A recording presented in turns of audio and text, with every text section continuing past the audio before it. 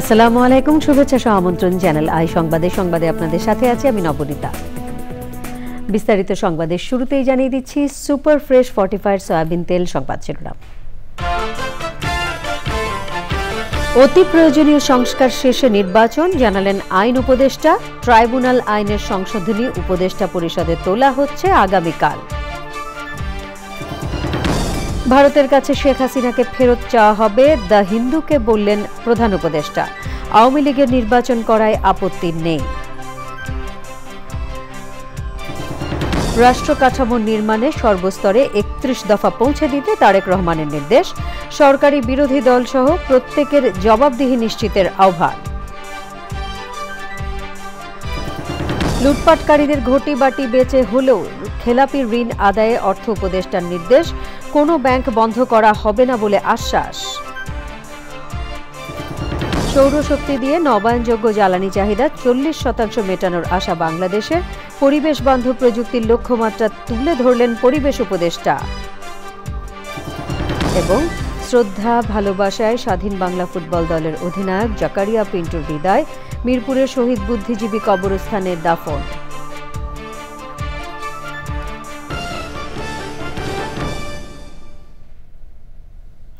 এছাড়া নিটোল টাটা বিশেষ সংবাদে থাকছে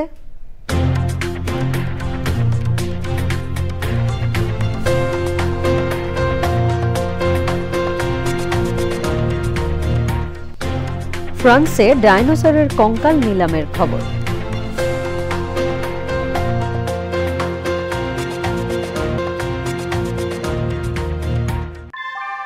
আমরা তৈরি করি বিশ্বমানের জার্মান প্রযুক্তির ভূমিকম্প সহনশীল থার্মেক্স রড, যা আপনার স্থাপনাকে নিরাপদ রাখে প্রজন্ম থেকে প্রজন্ম। সালাম স্টিল, মোস্ট ডিউরেবল স্টিল।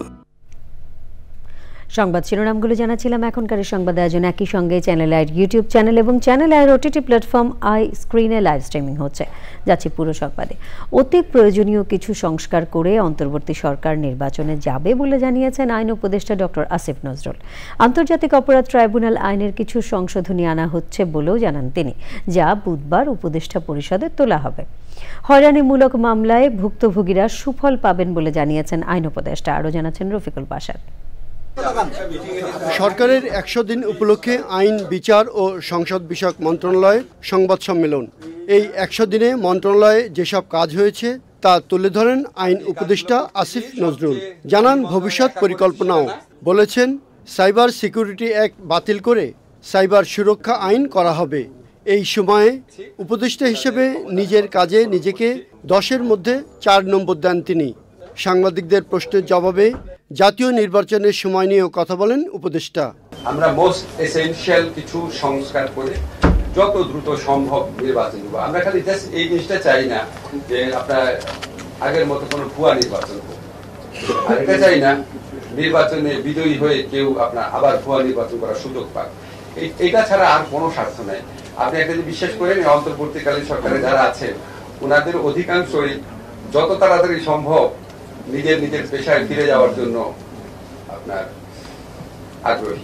উপদেষ্টা বলেন, মিথ্যা হয়রানিমূলক মামলা নিয়ে সরকার বিব্রত। তো যারা হয়রানির শিকার হচ্ছে, যারা এই মানে শত্রুতামূলক মামলার শিকার হচ্ছে, যাদেরকে আপনার মানে কি বলবার বাণিজ্যিক কারণে যাদের মামলার আসামি করা হয়েছে, তাদের জন্য বিরাট একটা প্রতিকারের সুযোগ সৃষ্টি হবে এই সকল আদালতে সরকারি প্রকৌশলী আপনার রিক্রুট করার মাধ্যমে। সরকারের নমনীয়তায় কেউ পেয়ে বসেছে কিনা জানতে চাইলে উপদেষ্টা বলেন, যখন প্রয়োজন হবে তখন সরকার অনেক শক্ত হবে। জনগণকে জিম্মি না করে বিক্ষোভ ও আন্দোলন করা উচিত বলেও মন্তব্য করেন উপদেষ্টা। Rafiqul Bashar, channel I, Dhaka. ভারতের কাছে ক্ষমতাচ্যুত প্রধানমন্ত্রী শেখ হাসিনাকে ফেরত চাওয়া হবে বলে জানিয়েছেন অন্তর্বর্তী সরকারের প্রধান উপদেষ্টা প্রফেসর ডক্টর মোহাম্মদ ইউনুস। তবে শেখ হাসিনার দল আওয়ামী লীগ নির্বাচনে প্রতিদ্বন্দ্বিতা করলে কোনো আপত্তি থাকবে না। ভারতীয় সংবাদ মাধ্যম দ্য হিন্দুকে দেয়া সাক্ষাৎকারে এসব কথা বলেন ডক্টর মোহাম্মদ ইউনুস। ঢাকায় নিজ বাসভবনে দ্য হিন্দুর সঙ্গে একান্ত সাক্ষাৎকারে প্রফেসর ইউনুস ভারতের সাথে সম্পর্ক ও সংস্কারের পরিকল্পনা নিয়ে তাঁর দৃষ্টিভঙ্গি জানান। বাংলাদেশে সনাতন ধর্মাবলম্বী সহ সংখ্যালঘুদের উপর হামলা ও নিরাপত্তা নিয়ে প্রতিবেদনকে প্রোপাগান্ডা বলে অভিযোগ করেন প্রধান উপদেষ্টা প্রফেসর ডক্টর মোহাম্মদ ইউনুস।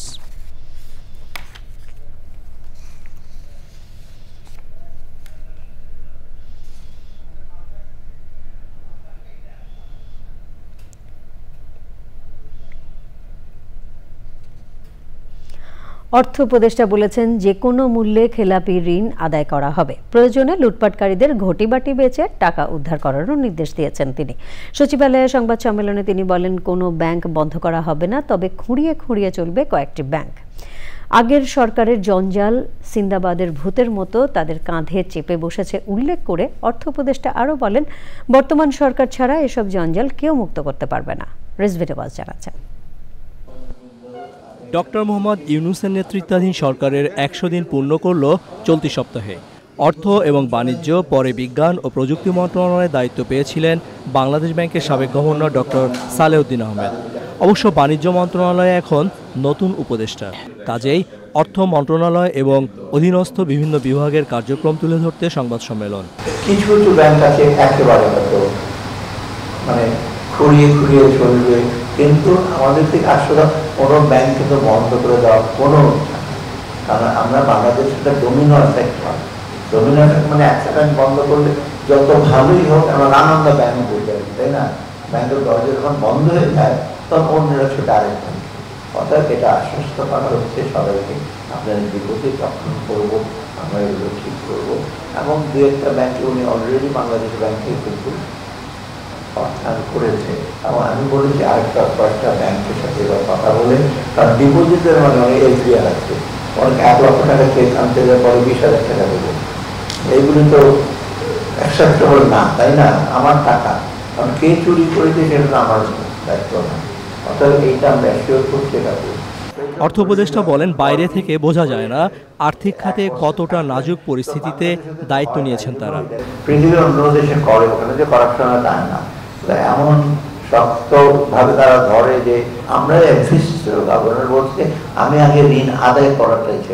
সবাই এখন আসছে লিকুইডিটি কম, এক্সিম ব্যাংকে 1,000 কোটি টাকা দিল। উনি বলছেন যেগুলো সে ডিফল্ট আপনারা আদায় করেন না কেন?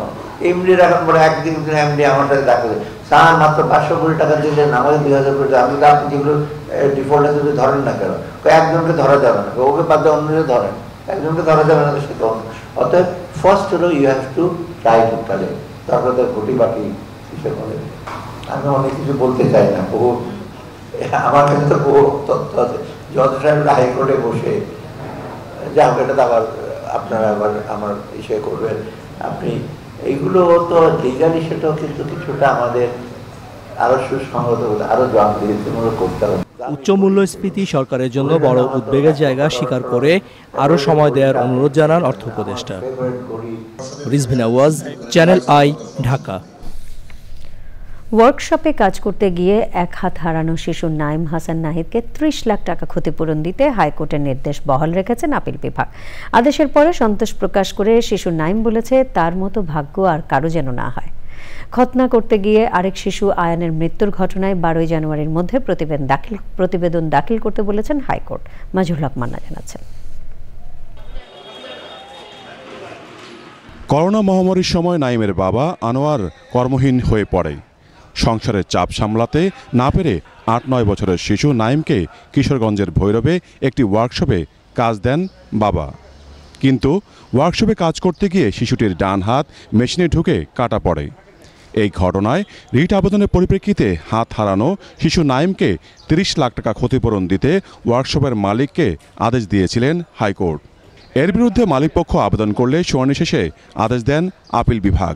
এবং আমরা কোর্টকে কনভিন্স করেছি এভিডেন্স দিয়ে যে ইয়াকুব এই ফেলে রেখেছে, তাকে কোর্টের আদেশ অমান্য করে কন্টেম্প করে চলেছে, তার সামর্থ্য আছে দেওয়ার।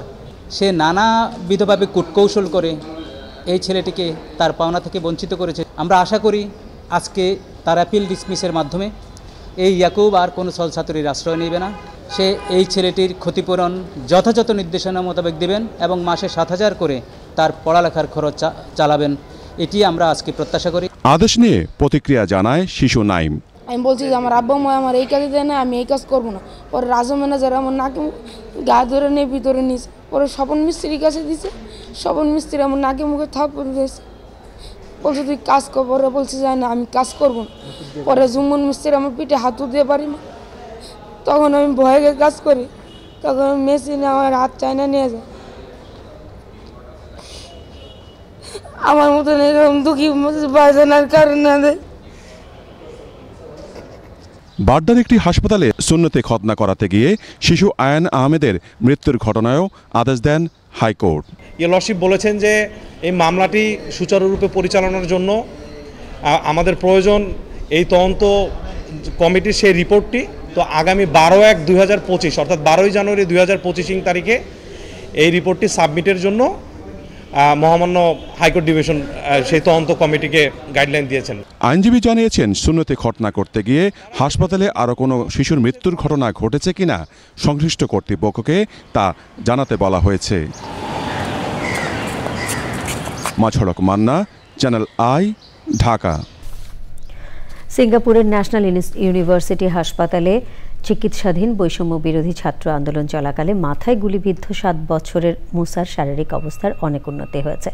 মুসার বাবা মুস্তাফিজুর রহমান চ্যানেল আইকে জানিয়েছেন মুসা এখন আর লাইফ সাপোর্টে নেই। গত কয়েকদিন হলো তাকে আইসিইউ থেকে নর্মাল কেবিনে আনা হয়েছে।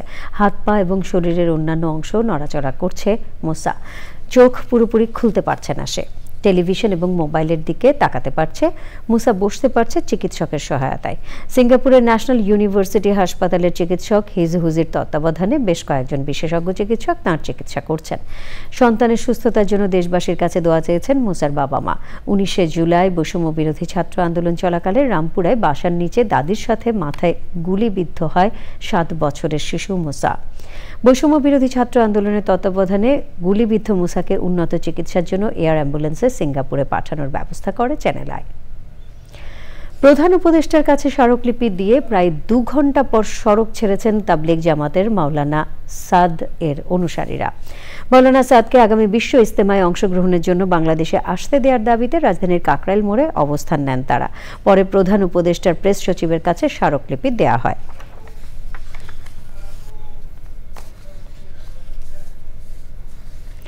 নিউ মার্কেট থানার হত্যা মামলায় আওয়ামী লীগের প্রেসিডিয়াম সদস্য ও সাবেক খাদ্যমন্ত্রী অ্যাডভোকেট কামরুল ইসলামের 8 দিনের রিমান্ড মঞ্জুর করেছেন আদালত। কামরুল বৈষম্য বিরোধী ছাত্র আন্দোলনে অর্থ যোগানদাতা এবং মদতদাতা ছিলেন। রাষ্ট্রপক্ষ এমন অভিযোগ করলেও আসামি পক্ষের আইনজীবী বলেছেন রাজনৈতিক কারণে তাকে মামলার আসামি করা হয়েছে।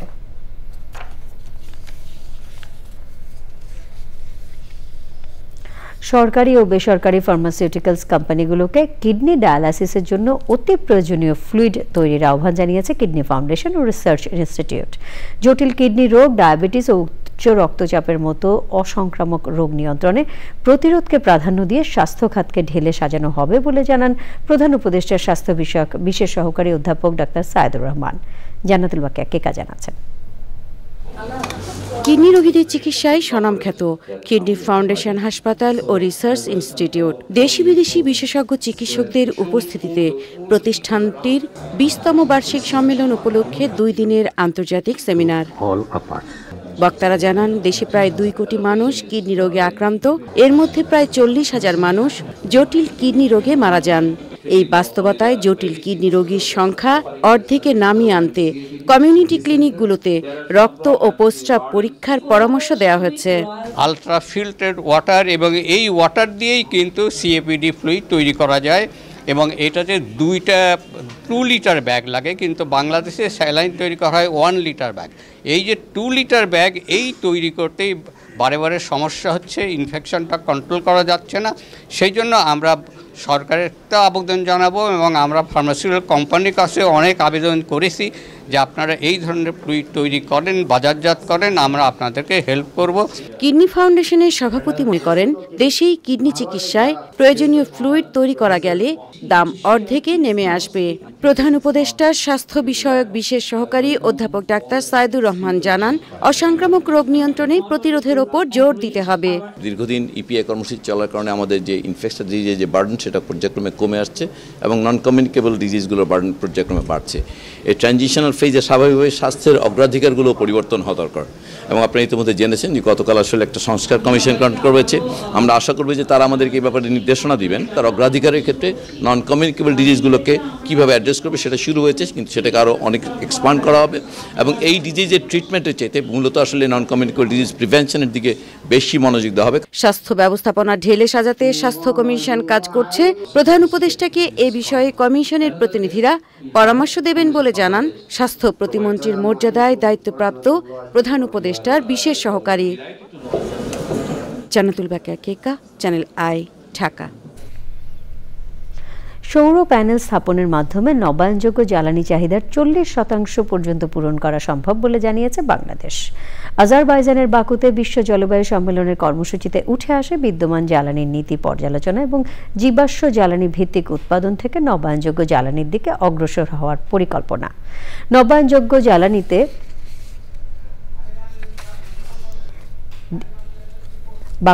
আজারবাইজানের বাকু থেকে আরো জানাচ্ছেন আলিম আল রাজি। দখল, দূষণ আর অদূরদর্শী কর্মকাণ্ডে ধরিত্রী যখন জেরবার, তখন জলবায়ু অভিঘাতের অন্যতম অনুঘটক জীবাশ্ম জ্বালানি ব্যবহার বন্ধে G20 দেশগুলো জীবাশ্ম জ্বালানি থেকে ধীরে ধীরে সরে আসার ব্যাপারে তাদের অঙ্গীকার পুনর্ব্যক্ত করেছে। সম্মেলনের উচ্চ পর্যায়ে আলোচনায় অভিঘাত মোকাবেলায় উন্নয়নশীল দেশগুলোর জন্য প্রতি বছর প্রয়োজনীয় 1 ট্রিলিয়ন অর্থের যোগানে ধনী দেশগুলোর উপর কোনো চাপ তৈরি হবে না বলে জানিয়েছেন অর্থনীতিবিদরা। উন্নয়ন ব্যাংক আর বেসরকারি খাতেই সমাধানের রূপরেখা দেখছেন তারা। What is happening in Bangladesh right now, losing the energy sovereignty, it might be the case for Sri Lanka at some point. If you depend on the Indian electricity sources. You do away with a lot of environmental clearance requirements when it comes to solar projects. So that adds on another very difficult layer for communities to grapple with, where solar projects are being foisted on them. বৈশ্বিক শক্তি ব্যবস্থার রূপান্তরের পাশাপাশি carbon নির্গমন কমানোর প্রক্রিয়াকে ত্বরান্বিত করতে দীর্ঘমেয়াদী পরিকল্পনা ও বাস্তবসম্মত উদ্যোগে গুরুত্বারোপ করেন পরিবেশবিদরা। দুর্যোগ বাড়ছে, একই সাথে আমাদের এনার্জি পভার্টি বাড়ছে। তো এই উপলক্ষে আজকের এই আয়োজনটা ছিল যে কিভাবে এই দক্ষিণ এশিয়াতে নবায়নযোগ্য জ্বালানি দিয়ে এনার্জি সংকট মেটানো যায় এবং কিভাবে আমরা এখানে আন্তর্জাতিক অর্থ পাওয়া যায় এবং একই সাথে আমরা সাউথ এশিয়াতে কিভাবে একে অপরের সাথে সহযোগিতা করতে পারি।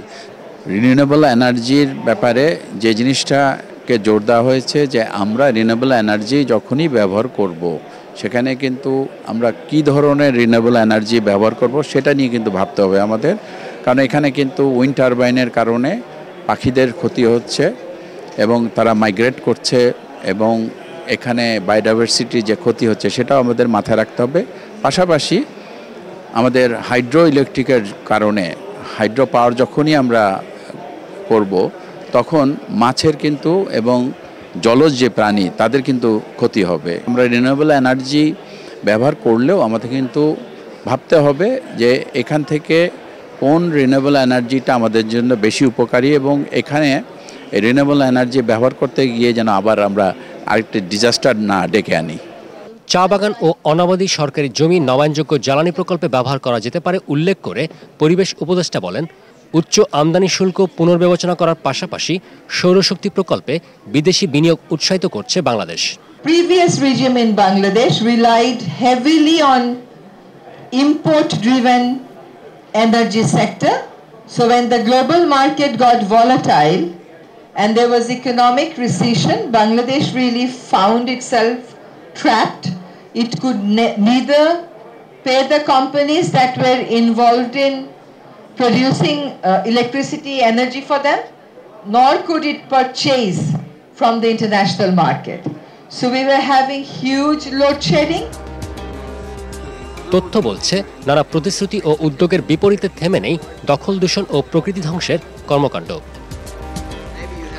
এদিকে সম্মেলন চত্বরে প্রতিদিনই বিক্ষোভ করছেন পরিবেশবাদীরা। বর্তমান সময়ে মাটি, পানি ও বায়ু দূষণ এমন পর্যায়ে পৌঁছেছে যে মানব মস্তিষ্কে পর্যন্ত পাওয়া যাচ্ছে মাইক্রোপ্লাস্টিকের উপস্থিতি। ধ্বংসের দ্বারপ্রান্তে থাকা সভ্যতা রক্ষায় তাই পরিবেশ বান্ধব জীবন আচারের সঙ্গে প্রয়োজন সচেতনতা বৃদ্ধি ও সমন্বিত উদ্যোগ। আজারবাইজানের বাকু থেকে আলিম আল রাজি, চ্যানেল আই। নবায়নযোগ্য জ্বালানিতে রূপান্তরে জাপান ও জার্মানির কাছে আর্থিক ও প্রযুক্তিগত সহায়তা চেয়েছে বাংলাদেশ। জাতিসংঘ বিশ্ব জলবায়ু সম্মেলনে ওয়ার্ল্ড ব্যাংক IMF প্যাভিলিয়নে road two net zero navigating the energy transition in south Asia শীর্ষক সাইট ইভেন্টে টেকসই উন্নয়ন, পরিবেশ বান্ধব প্রযুক্তি নিয়ে বাংলাদেশের লক্ষ্যমাত্রা তুলে ধরেন পরিবেশ উপদেষ্টা সৈয়দা রেজবানা হাসান। আজারবাইজানের বাকু থেকে আলিম আল রাজির আরও একটি রিপোর্ট।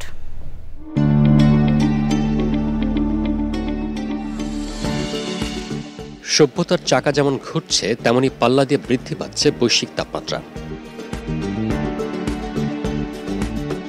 তাপজনিত দুর্যোগ ও মৃত্যুর মিছিল জানান দিচ্ছে পরিবেশ বান্ধব প্রযুক্তি ও নবায়নযোগ্য জ্বালানি ব্যবহারের আবশ্যকতা। বাকুতে জলবায়ু সম্মেলনের সাইড ইভেন্টে উঠে আসে জিরো কার্বন নিঃসরণ, দারিদ্র্যমুক্তি ও কর্মসংস্থান তৈরি তথা 3-0 তত্ত্ব ও তার বাস্তবায়নের প্রয়োজনীয়তা। বাংলাদেশে হালনাগাদ এনডিসি বাস্তবায়নে 2030 সালের মধ্যে যেখানে 176 বিলিয়ন মার্কিন ডলার প্রয়োজন, সেখানে উন্নত দেশগুলোর সদিচ্ছার বিকল্প নেই বলে মত বিশ্লেষকদের। যে আমাদের যে এনডিসি আমরা প্রণয়ন করেছি, ন্যাশনালি ডিটারমাইন্ড কন্ট্রিবিউশন, যে মিটিগেশনের একটা ডকুমেন্ট, আমরা ন্যাশনাল অ্যাডাপটেশন প্ল্যান একটা প্রণয়ন করেছি যেটা অ্যাডাপটেশনের একটা ডকুমেন্ট, এগুলো তো বাস্তবায়ন না করলে তো আমাদের এমিশন রিডাকশন হবে না, আমাদের রেজিলিয়েন্স অর্জন হবে না। বিশ্বব্যাংক বলছে জলবায়ু অভিঘাত মোকাবেলায় দক্ষিণ এশিয়ার রাষ্ট্রগুলোর মোট জিডিপির 5% বিনিয়োগ জরুরি। এমন বাস্তবতায় বাংলাদেশ সহ ঝুঁকিপূর্ণ রাষ্ট্রগুলোর চ্যালেঞ্জ মোকাবেলায় সময়োপযোগী এবং সমতাভিত্তিক আর্থিক ও প্রযুক্তিগত সহায়তা অত্যন্ত জরুরি। নেট জিরোর ব্যাপারে কোন পর্যন্ত আমরা পৌঁছতে পারবো সেটা নিয়েই আলোচনা হয়েছে। নিজেদের এবিলিটি আছে, তার বাইরেও কিন্তু আমাদের এই অন্যান্য দেশের সাথে কোঅপারেশনের মাধ্যমে আমাদের কার্বন ইমিশনটা যাতে দ্রুত কমাতে পারি সেই ব্যবস্থা। কিন্তু এ ধরনের পরিকল্পনা করার জন্য যে ধরনের ফাইন্যান্সিয়াল সাপোর্ট দরকার সেটার ব্যাপারে ওয়ার্ল্ড ব্যাংকের ফাইন্যান্সিয়াল সাপোর্ট অথবা অন্য কোনো ফাইন্যান্সিং অর্গানাইজেশনের থেকে ফাইন্যান্স না পেলে এটা একটা বিশাল একটা চ্যালেঞ্জের ব্যাপার। যেহেতু এখানে উপদেষ্টা রেজওয়ানা হাসান বাংলাদেশের পক্ষ থেকে যেটা বলেছেন যে 2041 সালের মধ্যে নেট জিরোতে পৌঁছতে হলে আমাদের যে চ্যালেঞ্জ আছে সেটা মোকাবেলা করার জন্য ফাইন্যান্সিয়াল সাপোর্ট এবং টেকনিক্যাল সাপোর্ট দুটোই লাগবে।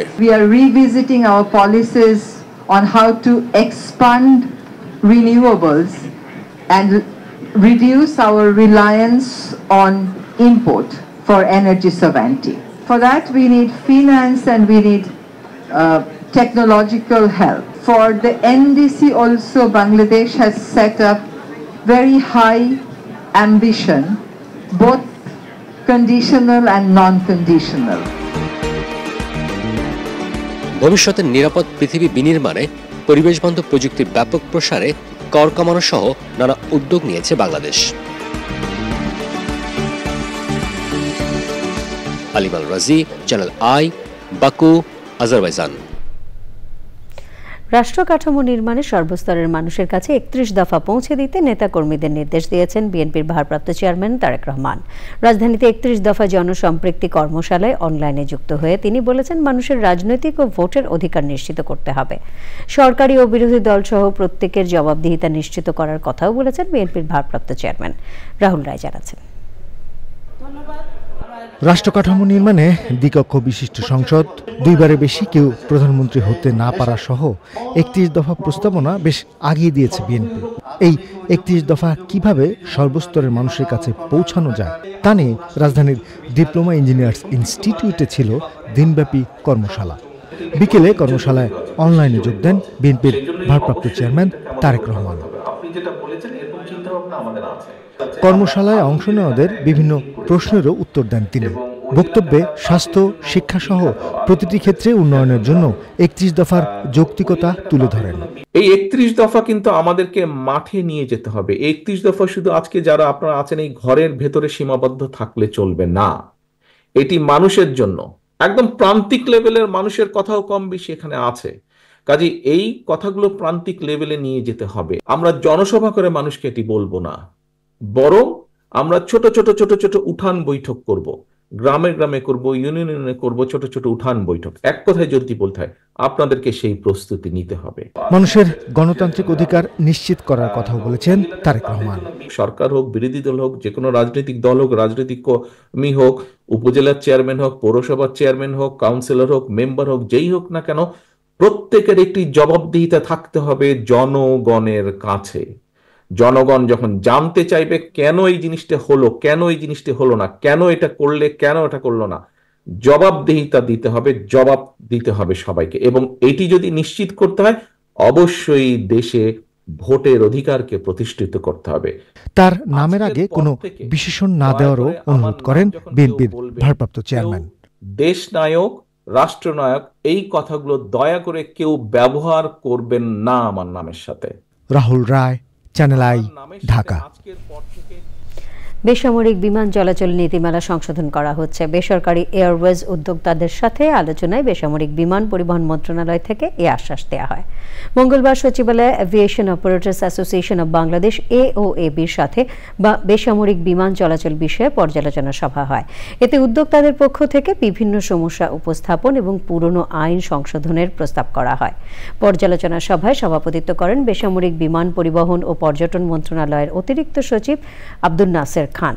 উদ্যোক্তাদের পক্ষে নভো এয়ারের মফিজুর রহমান, ইমপ্রেস এভিয়েশনের জহিরুদ্দিন মাহমুদ মামুন, বসুন্ধরা এয়ারওয়েজের মোস্তাফিজুল হক, অ্যাস্ট্রা এয়ারওয়েজের ক্যাপ্টেন ইমরান আসিফ, বেক্সিমকোর গুলজার হোসাইন এবং অন্যরাও ছিলেন।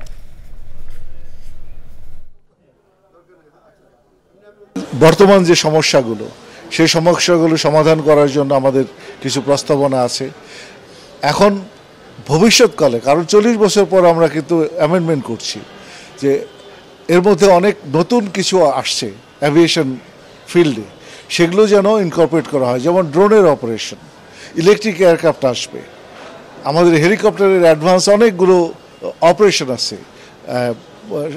সাগরের তেল এবং খনিজ সম্পদ খোঁজার জন্য হেলিকপ্টারের এক্সটেন্সিভ ইউজ আছে, যেটা আমাদের রেগুলেশনে পারমিট করে না। সেগুলো আমরা ইনকর্পোরেট করার জন্য প্রস্তাবনা দিয়েছি। সিভিল এভিয়েশন রুলস যেটা, সেটা 1984 সালে তৈরি করা হয়েছিল। গত 40 বছরে এটার কোনো কারেকশন করা হয়নি। আওয়ামী লীগের বিচার বাংলার মাটিতে হবেই এবং সরকার তা করতে বদ্ধপরিকর বললেন বর্তমান সরকারের দায়িত্বশীলরা। কি চায় নতুন বাংলাদেশে শীর্ষক ফোরাম আলোচনায় আরও উঠে আসে গণমাধ্যমের দায়বদ্ধতা ও দায়িত্বশীলতা নিয়ে বিভিন্ন সময়ে ওঠা প্রশ্ন এবং ভবিষ্যৎ করণীয় নিয়ে। মিথিলা নাজরিন জানাচ্ছেন। ফ্যাসিস্ট সরকারের জুলাই আগস্ট গণহত্যা এবং সবশেষে ছাত্র জনতার আন্দোলনে আওয়ামী লীগ সরকারের পতন পরবর্তী বাংলাদেশ কেমন দেখতে চায় জনগণ, তা নিয়েই ব্যানার নিউজের আয়োজনে ফোরাম আলোচনা। আলোচনায় বিপ্লবের শহীদদের পরিবার সব শহীদ হত্যার বিচার ও আহতদের পুনর্বাসনের দাবি করেন। বিএনপির পক্ষ থেকে তাতে একমত পোষণ করা হয়। আমরা সেরকম বাংলাদেশ দেখতে চাই যেটা গত 16 বছরে ফ্যাসিবাদের সময় অনেক চেষ্টা করেও, অনেক সংগ্রাম, অনেক আত্মত্যাগের মাঝেও আমরা খুঁজে পাই। গণমাধ্যমকে ক্ষমতাসীনদের জয়গান না করে গণমুখী হওয়ার আহ্বান জানানো হয়। কখনোই সরকার যেটা শুনতে চায় সেটা প্রচার করা হচ্ছে প্রেস রিলিজ, আর সরকার যেটা শুনতে চায় না সেটা প্রচার করা হচ্ছে নিউজ। এখন আমি এই যে লোগোগুলা দেখি, এই লোগোগুলাকে আমি সেদিন ডিজি অফিসে দেখেছি। আমি পুরা যে প্রত্যেকটা জায়গায় আমি এই লোগোগুলা সাংবাদিকদের কিন্তু দেখেছি। সুতরাং আমি আমার জায়গা থেকে আমি খুব বেশি হোপফুল হইতে এখনো পর্যন্ত পারি না, আমি খুবই স্কেপটিক। সেই জায়গা থেকে আমি আপনাদের কাছে প্রত্যাশা করব যে 24 পরবর্তী বাংলাদেশে আপনারা ফ্যাক্টকে তুলে ধরুন। তুষণের যে সাংবাদিকতা, এই তুষণের সাংবাদিকতা করার প্রয়োজন নাই, ক্ষমতামুখী সাংবাদিকতা করার প্রয়োজন নাই। আপনারা মানুষ যেটা সরকার শুনতে চায় না সেই জিনিসগুলো হচ্ছে তুলে ধরুন, তাহলে সবসময় আপনারা প্রাসঙ্গিক থাকবেন। যে বাংলাদেশের বর্তমান ফ্যাসিজমের উৎপত্তি হয়েছে, মুক্তিযুদ্ধ যারা করে নাই তাদেরকে মুক্তিযুদ্ধের জনক বলছেন, এবং যুদ্ধ যারা পরিচালনা করছেন তাদের নাম নাই। সবাইকে বিচারের আওতায় আনার আশ্বাস দেন প্রেস সচিব। এদের মধ্যে কোনো রিগ্রেট নাই, এদের মধ্যে একটা সরি বলার কোনো ইয়ে নাই, বরং ওরা একটা বড় একটা গল্প নিয়ে আসছে কি 3000 পুলিশ মারা গেছে, তাই আমরা এই লোকদেরকে জাস্টিফাই, মানে মৃত্যুগুলো এই বাচ্চা বাচ্চা ছেলে মেয়েদেরকে যে তারা যে নির্মমভাবে খুন করেছে সেটাকে তারা জাস্টিফাই করার চেষ্টা করছে। তা আমরা বলি যে আগে এটা বিচার হবে, এই জায়গায় কোনো ধরনের কোনো রকমের কোনো ইয়ে হবে না, এদের বিচার হবে। প্রশ্নোত্তর পর্বে উঠে আসে গুম খুনের রাজনীতি বন্ধ করে বৈষম্যহীন বাংলাদেশ গড়ার স্বপ্নের কথা।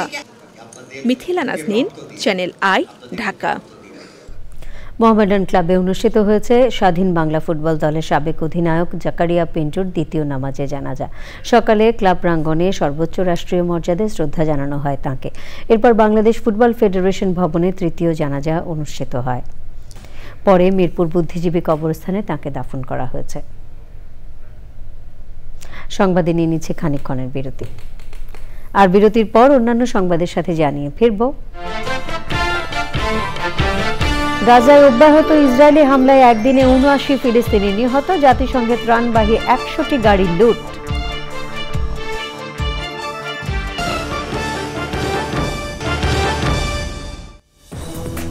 বিরতির পর আমন্ত্রণ আরও একবার। গাজায় অব্যাহত ইসরায়েলি হামলায় একদিনে ৭৯ ফিলিস্তিনি নিহত হয়েছে। এ নিয়ে যুদ্ধ শুরুর পর গাজায় নিহতের সংখ্যা দাঁড়িয়েছে ৪৩,৯৭২ জন। এদিকে দুর্ভিক্ষ পীড়িত গাজায় জাতিসংঘের ত্রাণবাহী ১০০টি গাড়ি লুট হয়েছে। লুটপাটকারীদের ধরতে চালানো অভিযানের সময় প্রাণ হারিয়েছে ২০ ফিলিস্তিনি। নিটোল টাটা, বিশেষ সংবাদ।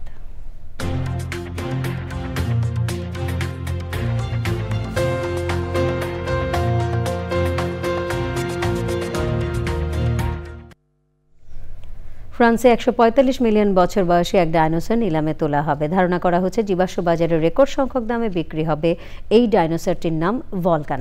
কলিন ডুবোকাস এবং বারবারোসা নিলাম সংস্থার মতে ভলকান এখনো পর্যন্ত নিলামে আসা সবচেয়ে বড় ডাইনোসরের কঙ্কাল, যা ২০ মিটারেরও বেশি দীর্ঘ এবং ২৫ থেকে ৩০ টন পর্যন্ত ওজন। পূবালী ব্যাংক বাণিজ্য সংবাদ।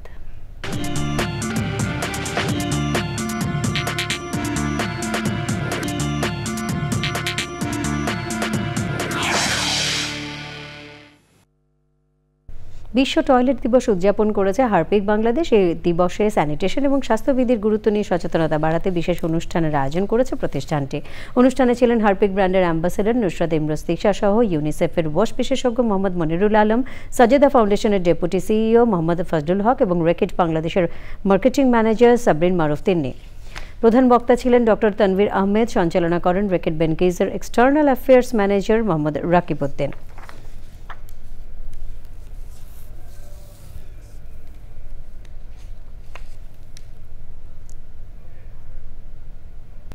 এর সাথে সংবাদের শেষ ভাগে আমরা সবশেষে সুপার ফ্রেশ ফর্টিফায়ার সয়াবিন তেল সংবাদ শিরোনামগুলো জানিয়ে দিচ্ছি আরও একবার।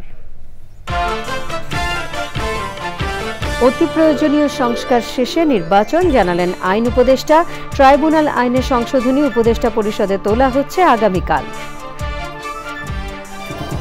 ভারতের কাছে শেখ হাসিনাকে ফেরত চাওয়া হবে, দ্য হিন্দুকে বললেন প্রধান উপদেষ্টা। আওয়ামী লীগের নির্বাচন করায় আপত্তি নেই।